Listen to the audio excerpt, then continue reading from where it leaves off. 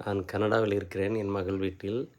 சென்னையில் மட்டுமல்ல, புதுடில்லியில் நடக்கக்கூடிய நீட் கலவரத்தை பற்றி மிக வருத்தமாக இருக்கிறது.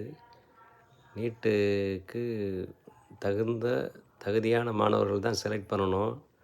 அதுக்குன்னு வரமுறை வச்சு ஒழுங்காக நடைபெற்றுக்கிட்டு இருக்கு. ப்ரைவேட் காலேஜுக்காரர்களும் சில கட்சிக்காரர்களும் லட்சக்கணக்கில் சம்பாதிக்கிறதுக்காக இது கோக்குமாக்கெல்லாம் பண்ணி இது மாதிரி பண்ணுறாங்க. கரப்பாம்பூச்சின்னு சொல்லிட்டு பண்ணுறாங்க. இது வருத்தத்துக்குரியது. நல்ல ஆட்சி நடைபெற்று கொண்டிருக்கிறது.